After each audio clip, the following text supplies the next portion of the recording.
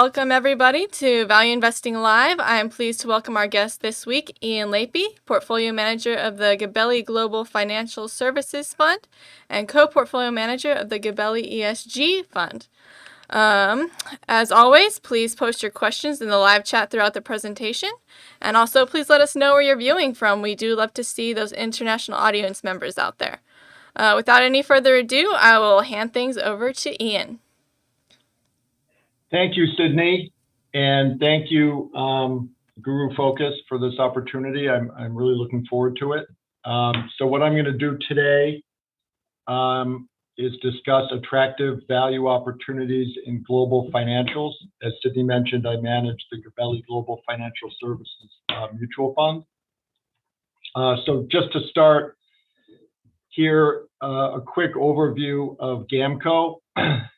We were founded about 40 years ago, more than 40 years ago, 1977, by Mario Gabelli.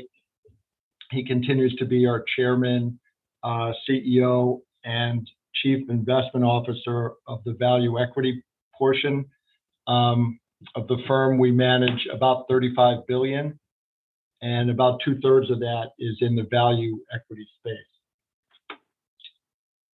So I'm going to discuss now the investing approach that we take in the Gabelli Global Financial Services Fund. And maybe just to start with a little bit of my background, I spent most of my career, a little over 13 years at Third Avenue Management, where I worked with Marty Whitman,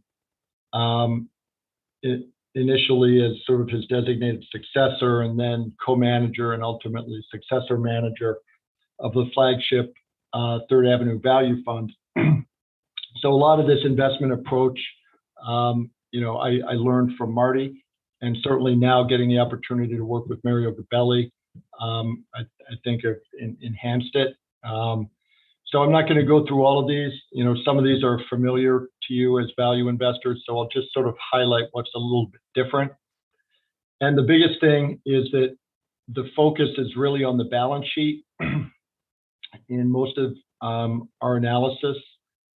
And that works really in two ways. First, we only invest in common stocks if they have very strong financial positions. And then secondly, on the valuation side, where we, I think like a lot of value investors, are looking for undervalued common stocks that trade at discounts to intrinsic value or private market value. The valuation methodology is very balance sheet focused. So I tend to focus much more on net asset value than I do trying to base an earnings valuation on projected earnings, which is inherently difficult. I think this type of analysis lends itself very well to global financials.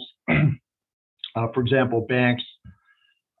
Tangible book value is a good starting point typically for net asset value or intrinsic value. A couple other things, and this really, one of the big learnings I had from Marty is the focus is really on minimizing investment risk. That is risk of some type of a permanent impairment, as opposed to worrying about market risk. I don't think I have much talent in sort of short-term market prediction. So we really try to focus on long-term fundamentals and making sure the common stocks can weather difficult times, of which we've had certainly a few already since, and this fund was launched in October of 2018. Another important thing is management team. It's a very long-term investing approach, and typically the management will be the ultimate determinant of how successful or unsuccessful the investment is. And that's probably the hardest part, I think, of the analysis. And I think certainly experience has helped in being able to identify better managers. And then lastly, I certainly eat my own cooking. I seeded this fund initially, and more than half of my net worth is in the fund. So I certainly manage it as if it's my own capital, because a lot of it is. So this is a bit of a busy slide, but a little more background. So as I said, I spent most of my career at Third Avenue Management. Left in 2014. I had a non-compete. I did a few things. I went on a public company board as an activist. After the non-compete, I worked with Amit Wadhwani and some other former Third Avenue colleagues at Moerus Capital, which was is a global value investing firm. And when I was at Moerus, I focused primarily on global financials and really came to appreciate the sector. I liked it, and I thought there was tremendous value. So I decided that launching a global financials fund would be very interesting. It didn't make sense to do it at Moerus because that was a relatively new firm with one dedicated strategy. So I pitched the idea to Mario Gabelli, who was a peer of Marty Whitman's, and he was interested. So we launched on October 1st of 2018, and I seeded it initially. We started with 8 million. It's about 26 million now, mostly combination of performance and inflows. So one of the main reasons I was interested and thought that this was a good value opportunity was how the companies had really changed, how the industry had changed from the great financial crisis, which I lived through and certainly had some tough experiences in investing in financial companies. But what this slide shows is really the significant difference in the capital positions of major global banks. And now versus at the end of 2007 or prior to the great financial crisis. So Citigroup, I think, is a good example. Assets to tangible shareholders' equity was about 43 times. Now it's about 15 times. So much less leverage. Tier 1 capital ratio has nearly doubled. And then level 3 assets, which is something I really pay a lot of attention to. These are assets that are fair valued using models with unobservable inputs. So by definition, I think these are very risky assets. There's a lot of judgment involved in how they're valued. And at the end of 2007, these accounted for 268% of Citigroup's tangible book value. And as it turned out, a lot of that was in subprime mortgage-backed securities that was only worth pennies on the dollar. So now, as you can see here, for Citi and other global banks, level 3 assets are much more minimal. Another sort of result of the great financial crisis that I think is very positive is that these global banks are now much more heavily regulated. And one of the ways, as the last slide showed, they're much better capitalized, but they're also much more regulated. One of the things they have to do is the large banks have to go through annual stress tests. And so this is the results of the most recent Federal Reserve stress test. And essentially what these tests do is they force the banks to project results in very severe economic circumstances. So down at the bottom, you can see the details for the most recent stress test: 10.75% peak unemployment, 55% stock market decline, 24% home price decline, 40% commercial real estate decline. And even in these severe conditions, the companies remained well capitalized, as you can see with the Tier 1 common equity ratios remaining at high levels, and had really only modest losses. And in the case of the trust banks, Bank of New York Mellon and State Street, they were actually profitable in this stress period. So as an analyst, I think this is, first of all, it's great information to be able to look at this every year and see how the companies are doing. And I think it also forces the companies to be very disciplined and risk conscious. So I view this very positively. The banks might not like it so much. It is a lot of work, but I think if you're going to invest in these common stocks, you want this type of scrutiny. So here's, it's not just the US, this is the Bank of England annual stress test, most recent results. Similar, 33% commercial real estate decline, almost a 12% peak unemployment rate, and the capital ratios remain comfortably above the regulatory minimums. And in Europe, the ECB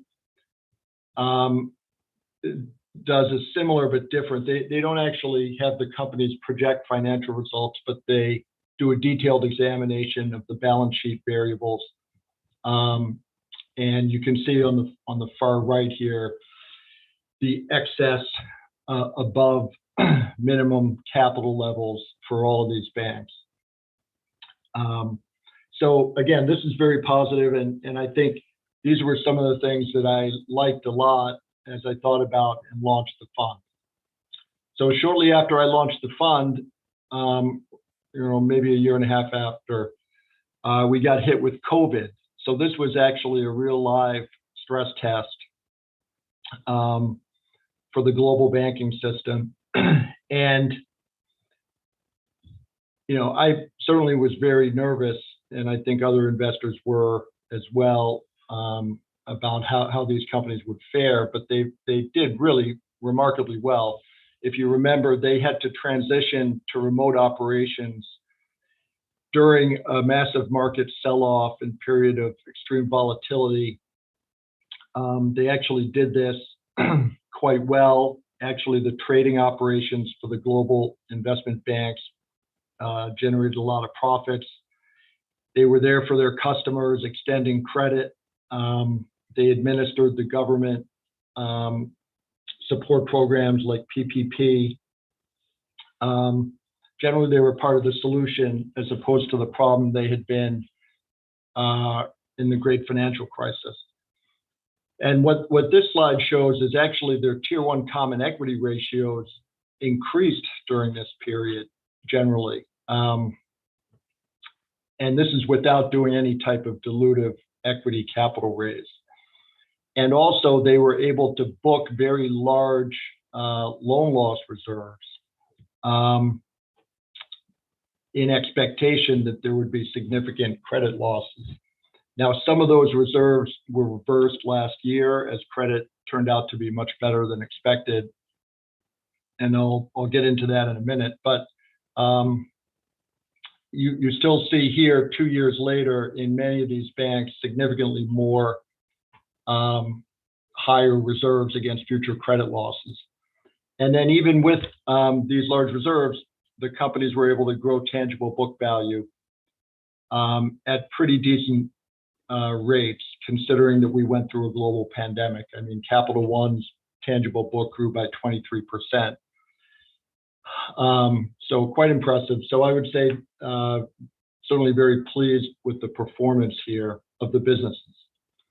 Now, in terms of credit, and this was really quite remarkable. So this is Capital One, which is one of the holdings in the fund. And this shows their annual credit metrics going back to the end of 2006. And you can see that at the end of 2021, for both credit card and auto, charge-off rates and delinquencies were basically at all-time lows and declined significantly during the pandemic. So this was very surprising. Now, admittedly, some of this was due to the government support programs, but I also think generally prudent credit writing heading up to the pandemic played a big role, and also generally pretty healthy consumer balance sheets. This is the monthly data, and you can see here that since the late summer, there has been the beginning of normalization of some of these credit metrics. So credit card net charge-offs troughed at 1.04%. Now they're up 2.19. So these are still very, very benign credit levels. And just to give a sense, for Capital One, they charge about 15% on their credit card. So even, if they get back to 3 to 5% net charge-offs, it is still a very profitable business. And you can see the worst it ever was 10% in 2009. Nothing like that now, and we have a long way to go. But this is something to watch. Easy credit typically does cause problems, and there's been, of course, new entrants in fintechs and private credit, and so this is something to certainly keep a watchful eye on. But as of right now, for the large banks, they have large reserves and very benign credit, which is very positive. So just to touch on Europe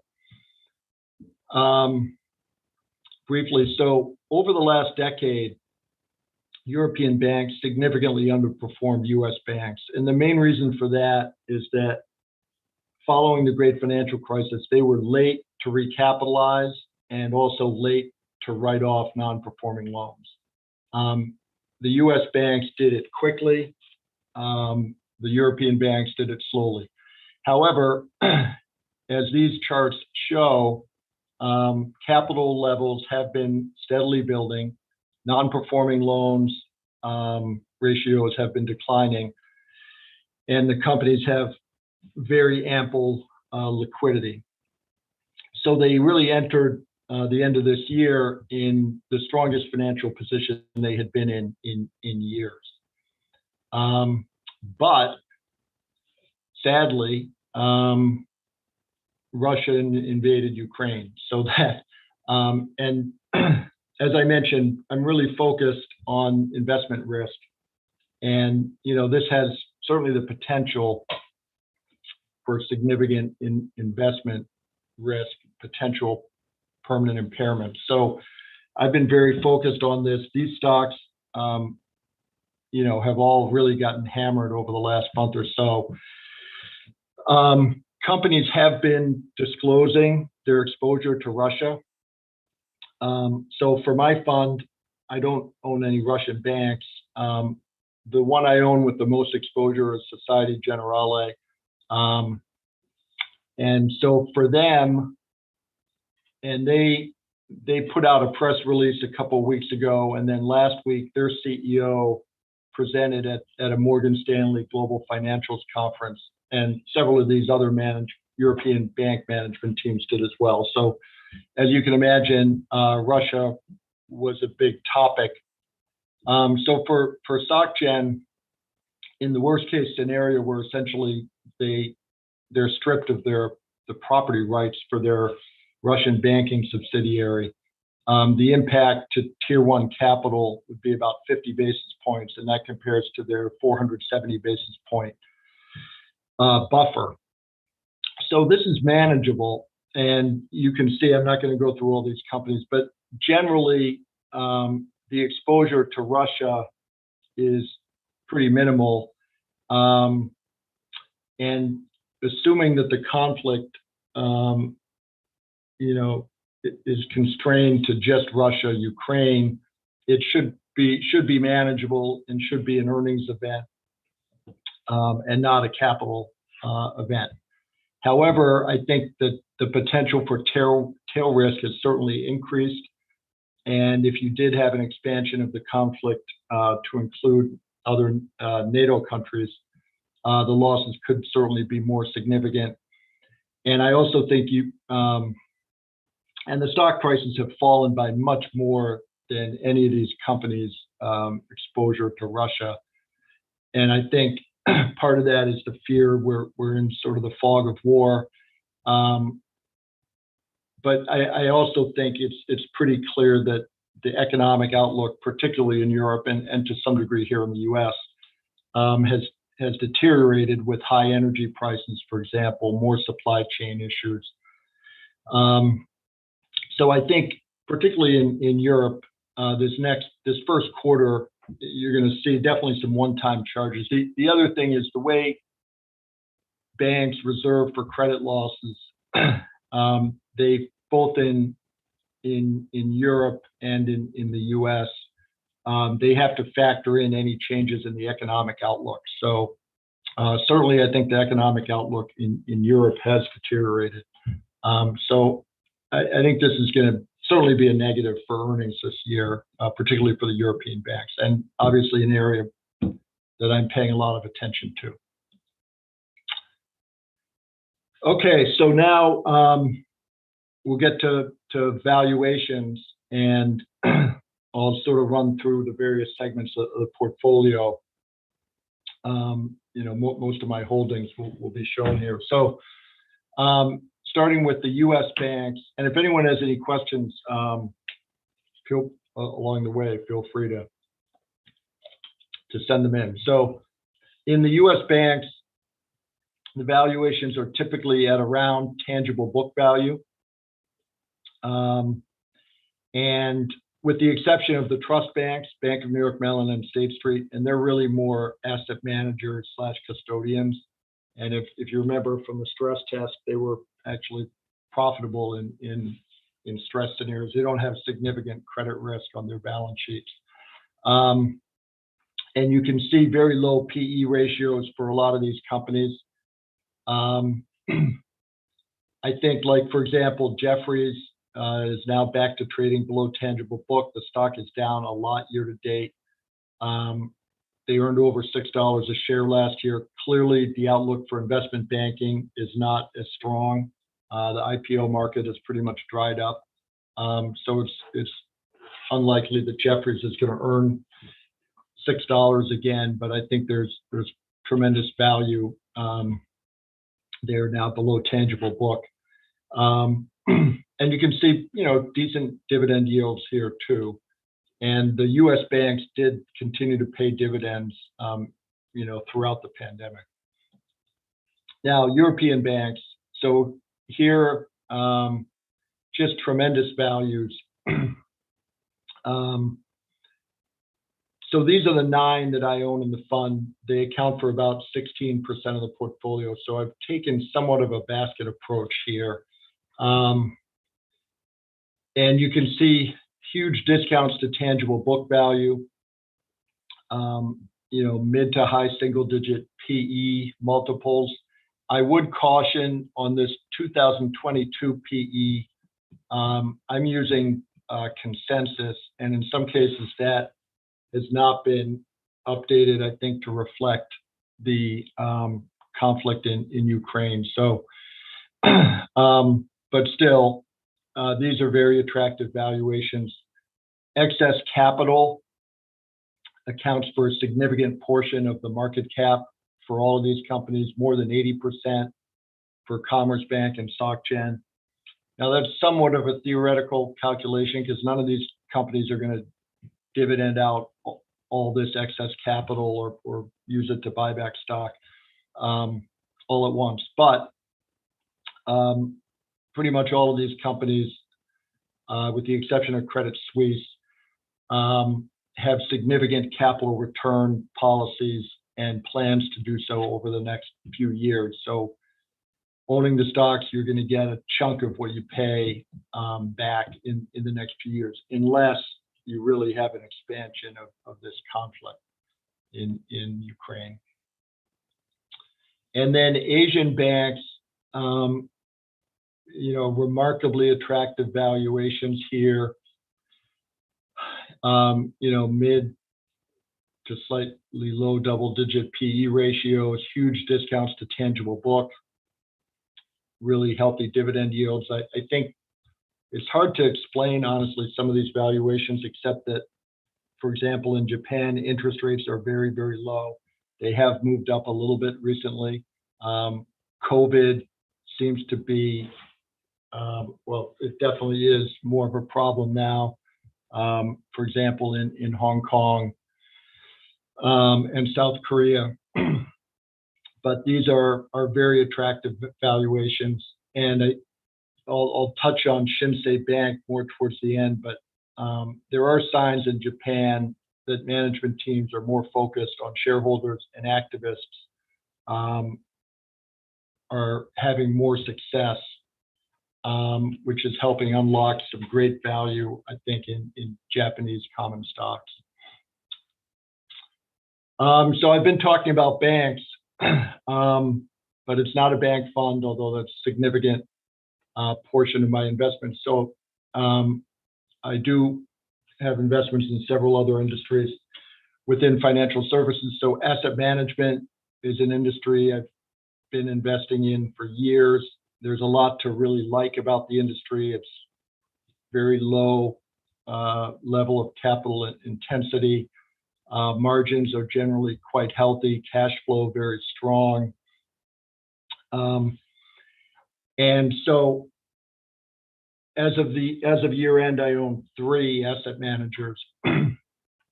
And I'll sort of break this discussion up into the 2 components. So Franklin and Janus Henderson, both large, well-established companies, 40-ish% EBITDA margins, trading at less than 5 times last year's EBITDA, roughly 8 times last year's earnings, 4+% dividend yields, and very strong balance sheets with net cash and investments accounting for roughly a fifth of the market cap.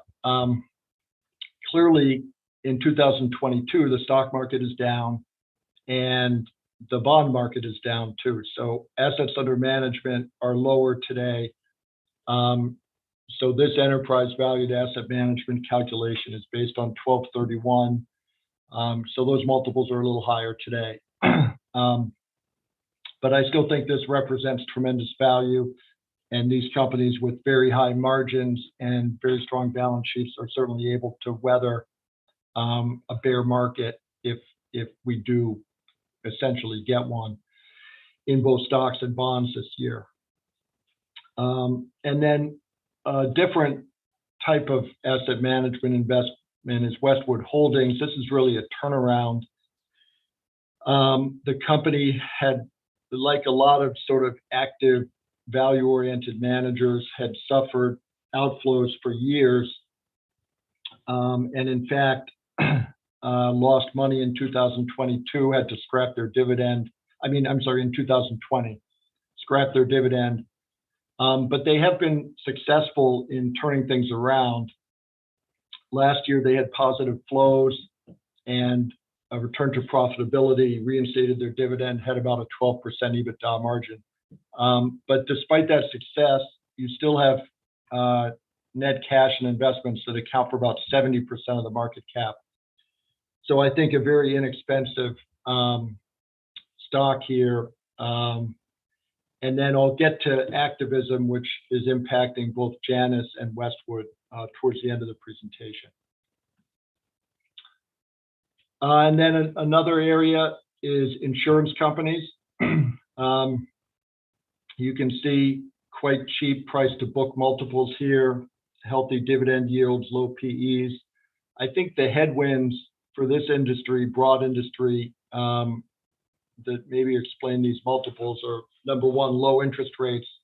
So Aegon, EL Financial, and NN, their primary insurance businesses are life, and low interest rates, obviously, particularly if they're sustained, which they have been, significantly impact the reinvestment earnings that they can do for premiums.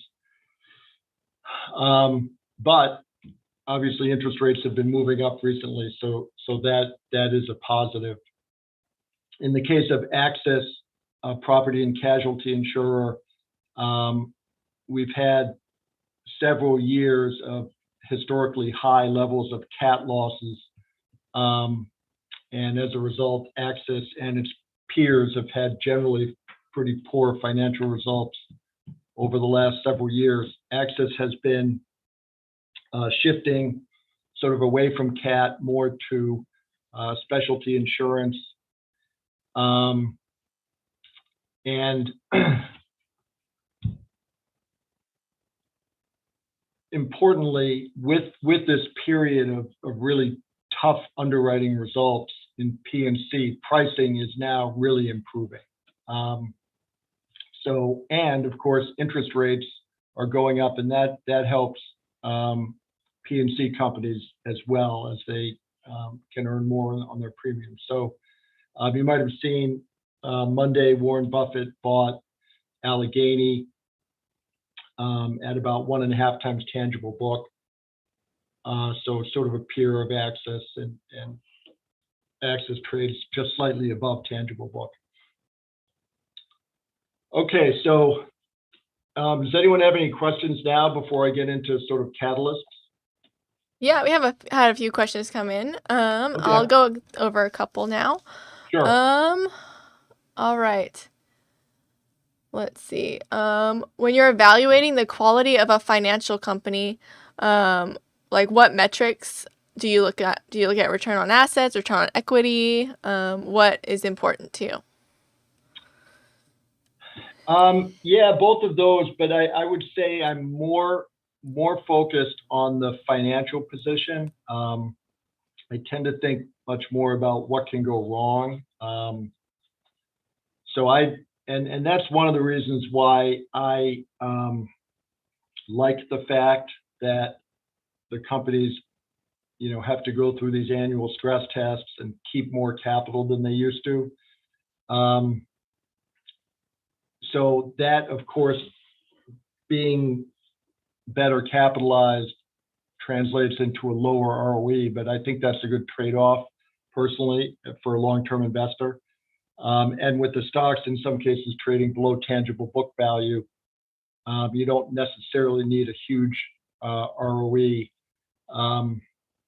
to generate a good return. So, I mean, in terms of the specific metrics, I mean, really all of these things, but like this is the one I started with. As I said, level 3 assets. I mean, I do not spend much time trying to forecast earnings. It's very hard to do in any industry, frankly, and particularly this one. But I do spend a lot of time going through the balance sheet and making sure that the tangible book value is solid. So level 3 assets are something I do pay a lot of attention to.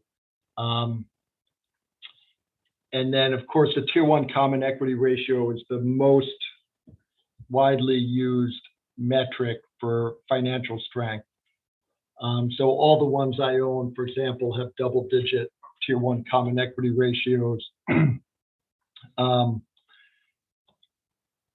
This is in the European stress test. I spend a lot of time, obviously, what can go wrong for a bank. The main thing is they can make bad loans. And so I spend a lot of time looking at things like delinquency rates, stage 2 loans, which are loans that are starting to experience some signs of stress, although they're not non-performing loans. Obviously, non-performing loans, I showed this chart, which shows the non-performing loan ratio for European banks.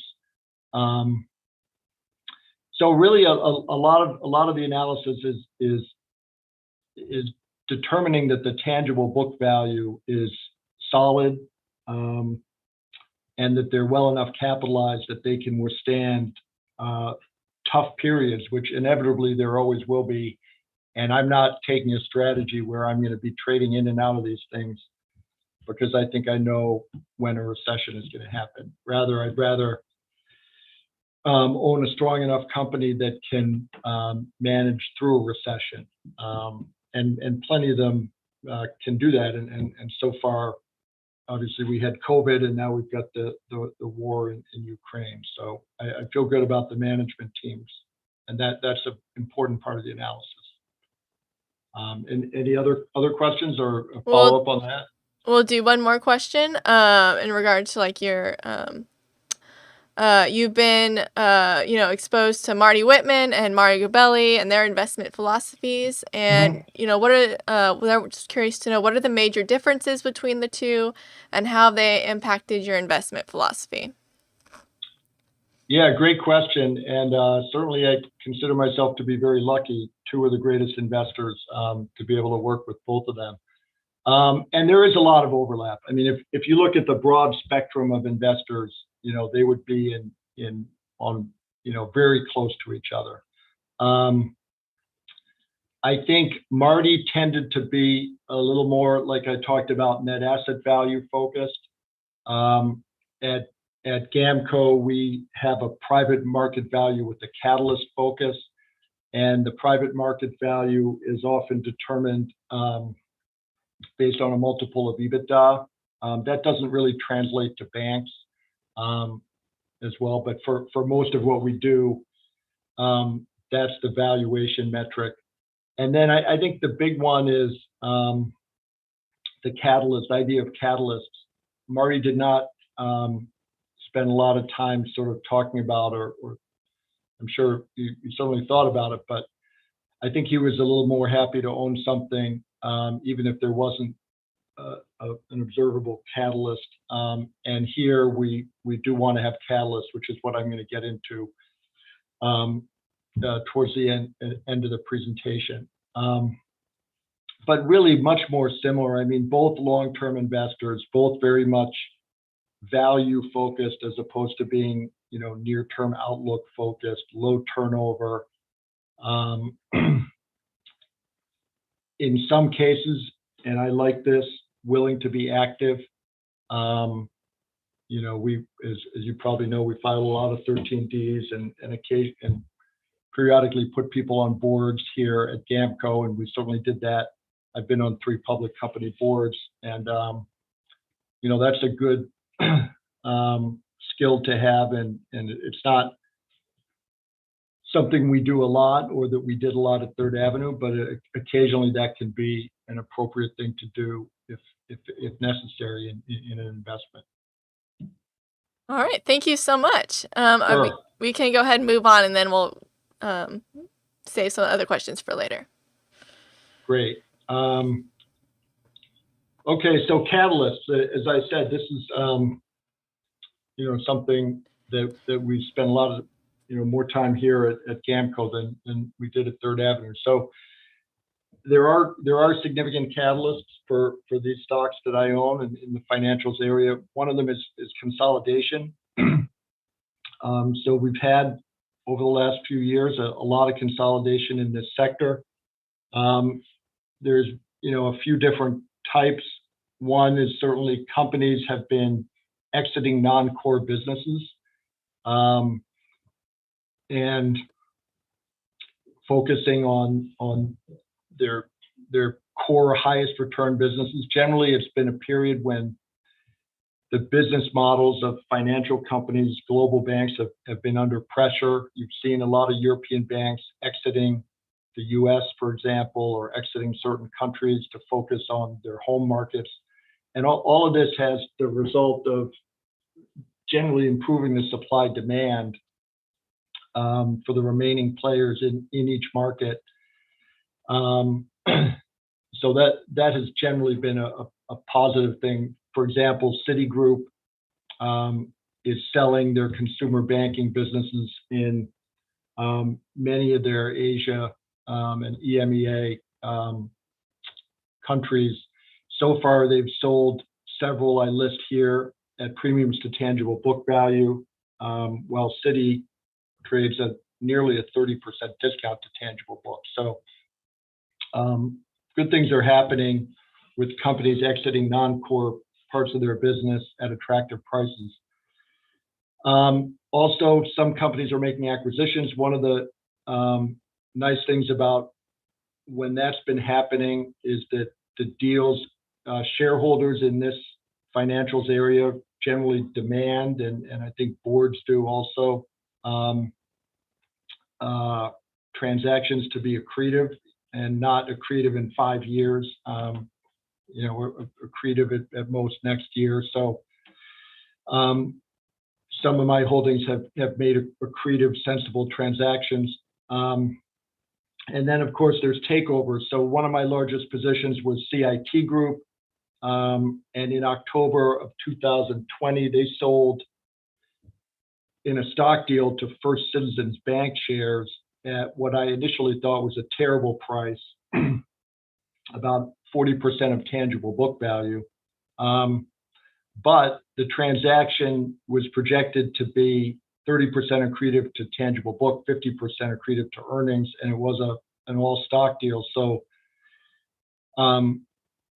since it was announced, the stock prices of both CIT and First Citizens went up a huge amount. The transaction has closed. So now First Citizens is one of my biggest positions, and I think their management team is tremendous, and I give them a lot of credit for being very opportunistic and buying CIT at a time during the pandemic at a very attractive price. And they've done that over the years on a smaller scale. So that's consolidation, restructuring. In a low interest rate environment, that puts a lot of pressure on a lot of operating models for banks in particular, but also insurance companies. For example, Commerzbank, second largest bank in Germany, they announced a plan about a year and a half ago, where they're going to close more than 50% of their branches, cut their annual operating expenses by more than 20%. And this was all done to try to improve their return on tangible equity to a level of 7%. And now since then, so they've actually incurred most of the restructuring costs associated with this, dramatic restructuring. And the 10-year Treasury in Germany has gone from about negative 0.7%. Now it's up to about 50 basis points. So the 7% return on tangible equity now appears to be extremely conservative. They'll probably do much better than that. But it's a good thing when you have companies restructuring during really tough periods, during tough industry conditions, because when industry conditions improve, they benefit from that much lower cost base. So I think that's what we're seeing happen now with interest rates finally moving up, albeit still being at extremely low levels. I mentioned Aegon, also a life insurance company. They had a new CEO who started nearly 2 years ago, Lard Friese, and he announced a pretty significant restructuring plan to focus on 3 core businesses. And they announced shortly after that a sale of their Hungary operations, and it was held up. But actually, they just today announced that it closed.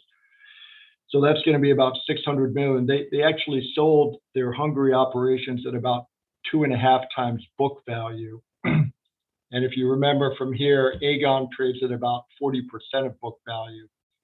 So that's a very good transaction, and they're going to use the proceeds, about half to tender for some of their higher cost debt, and the other half for share repurchases. So I mentioned Citigroup, the exits they're doing in some of their non-core consumer international businesses. Another catalyst is share repurchases. And this has been happening a lot for years for financials, particularly in the US, but more recently, as I'll mention, in Europe. I think share repurchases make a lot of sense if a company has excess capital and if its common stock is undervalued. Because then by repurchasing shares, the company is actually increasing the intrinsic value of the shares. for the shareholders who don't sell like this fund. And I think those conditions hold for all of these companies. As I've mentioned, they definitely have very strong capital positions, and their stocks, I believe, to be undervalued. So, this is, I think, quite impressive. You can see in 2021, Ally Financial, BNY Mellon, Capital One all repurchased more than 9% of their shares.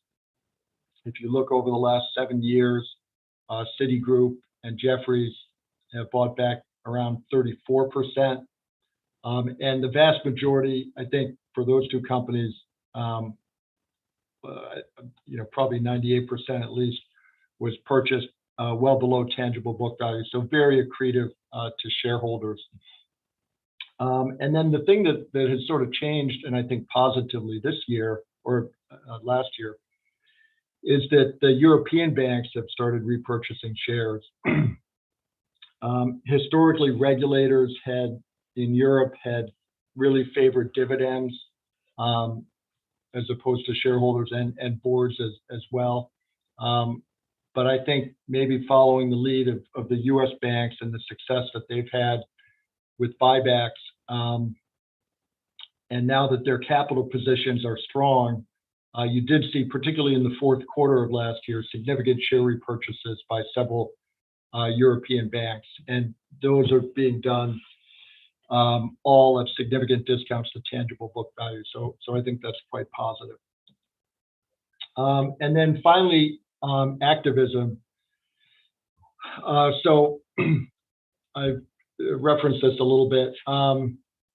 In the case of Westwood, which is the turnaround I mentioned, where cash accounts for about 70% of their market cap, you had an activist come in about a little over a year ago, purchasing a 10% stake, filing a 13D.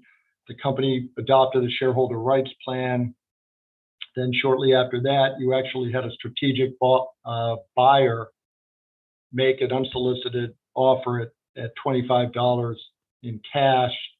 Westwood rejected it. Westwood stock today is at about $15.50.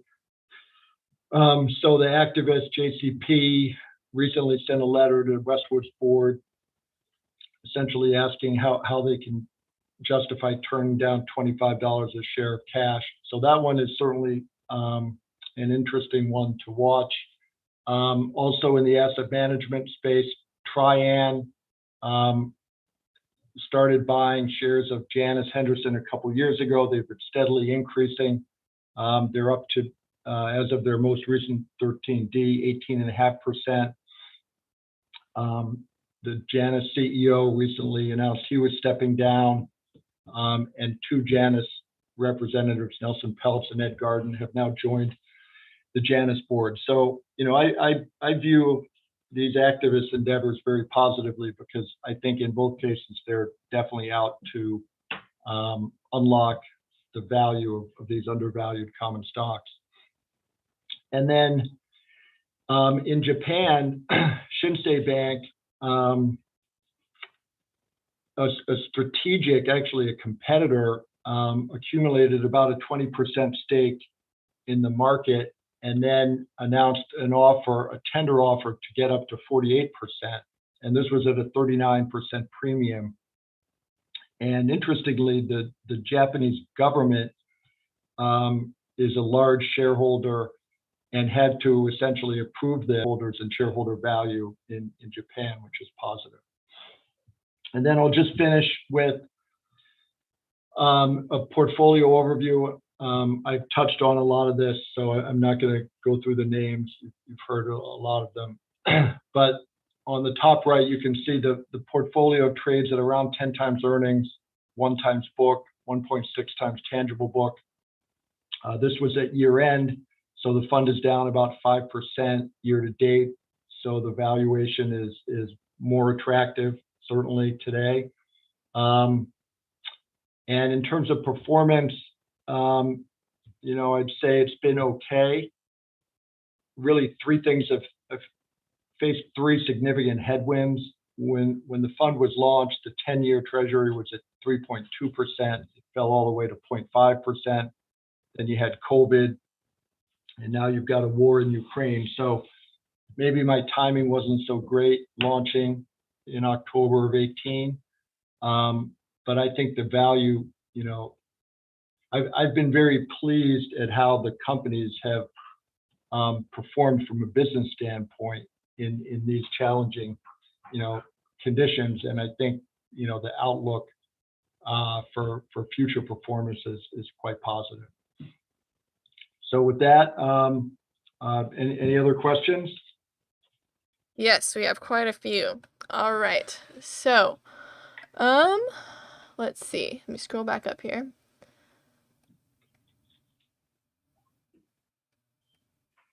We have one from Peter who says, and I don't know if he's referring to, I'm assuming he's referring to Third Avenue because that's when you were there. But it says, in late 2012, you purchased NVIDIA at about $12.15, which was before the 4-for-1 stock split. It's now up by 85 times. Do you have any thoughts on the business today? Well, obviously, I remember when the CEO came into our office, and he certainly, at the time, and for me, investing in technology is very, very challenging. And I'd say, my experience at Third Avenue in that area was mixed.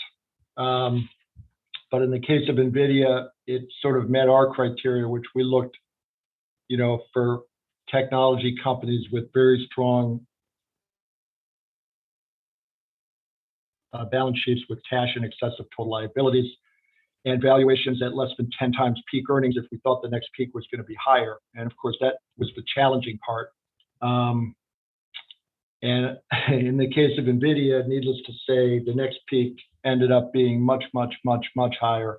I don't follow the company closely, but obviously it's been a wildly successful company. And but I can't really comment on the valuation now, but obviously a great management, and incredible business performance and stock performance. Perfect. Thank you.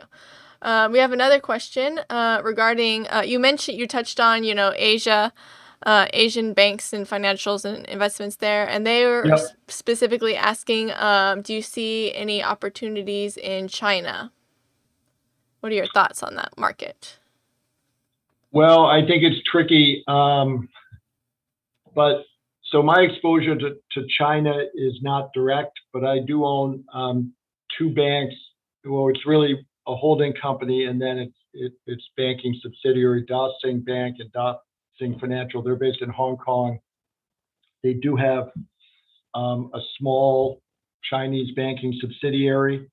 I would prefer, if I'm going to get exposure to China, to do it through companies based elsewhere with better securities laws that are, more protecting against outside passive minority shareholders. So I do own Standard Chartered is based in the UK, but really a lot of their business is in Hong Kong and some in China. So I've got some exposure, nothing direct.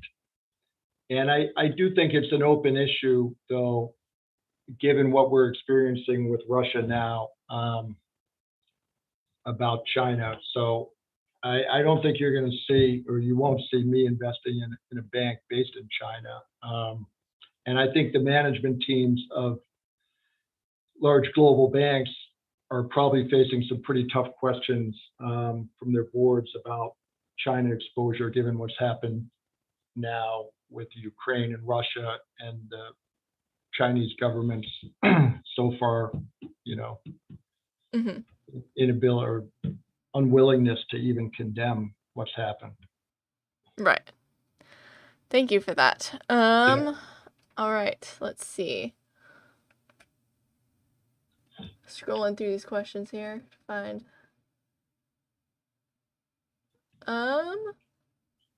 You've talked a bit about what criteria you use to screen stocks and such, but what could you tell us a little bit about your decision-making process in regards to selling a stock? Yeah. So it's really a long-term buy and hold strategy, and very tax efficient. I will at times sell high cost lots, if that makes sense to do it from a tax management standpoint. But generally, in terms of exiting a position, I'll do that if a security is significantly overvalued, and there's nothing certainly that I own that's even approaching that. And also will sell if there's a real threat to a permanent impairment. So if I did own a Russian bank, I would probably be selling that. That's the type of, or if any of my banks did have much more significant exposure to Russia, some significant threat of a permanent impairment would be a reason to sell. But and I guess the other thing is management is very important. And if I really think that a management is incompetent, I would sell then as well, and maybe find a competitor with a better management team. All right. Thank you for that as well. Let's see.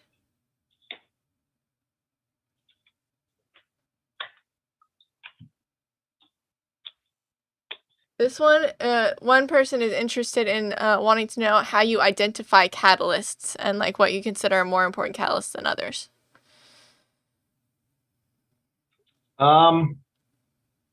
Well, it is. I will say that's a good question, and it's quite hard. I tend to focus more on longer term catalysts because I think most investors are focused on near term catalysts. So, for example, for me, I don't look to buy a stock because I think the next quarter's earnings are going to be better than Wall Street expects. That's a huge focus for a lot of investors and an extremely competitive area. But I'm thinking more about longer term things. So as I talked about, for example, restructuring, in the case of Commerce Bank, that's a multi-year endeavor that they're in that certainly wasn't going to have a near-term benefit. But as a long-term investor, something like that can be quite attractive. I do think that a lot of if near-term catalysts are often reflected generally in the stock prices, so it's hard to find undervalued stocks with really near-term positive catalysts. So for me, it's really taking a longer-term approach is where I find most of them. Okay, excellent. We'll take a few more just a couple more questions. One of them is they're looking currently at T. Rowe Price. They just want to know if your thoughts on the stock because it appears undervalued to them. If you have any. Yeah, I mean, I do. It's a great company, and I will say that I don't own it, but certainly been looking at it along with some other asset managers this year. Typically, we've had a year so far where stock markets are down, bond prices are down with yields up. So, the earnings outlook for the industry has certainly deteriorated over the last couple of months, and that can create good opportunities. So I do like the mutual fund business. I have a huge amount of respect for T. Rowe Price. We've overlapped with them over the years on a lot of things. So I don't know specifically the valuation. My guess is it might not be as cheap as Janus and Franklin here, but I generally I'd be pretty, and I know unless something changed very recently, I know they have a very strong balance sheet and very good margins. So I'd generally be favorable, but I do not own it. All right, thanks. Okay, I think this will probably be our very last question. Okay. And it's, what advice do you have for investors in this current environment with the, volatility and uncertainty regarding, Ukraine and inflation, etc.? Well, I think you've got to invest in companies that have very strong balance sheets, because you can also throw in inflation to that question. So you want to own things that and good management teams, because it could be a challenging period for a lot of businesses, and so you want to have the staying power. You don't want to own a company that's very heavily dependent on short-term variable rate debt, where they're going to have to be refinancing a lot over the next year. And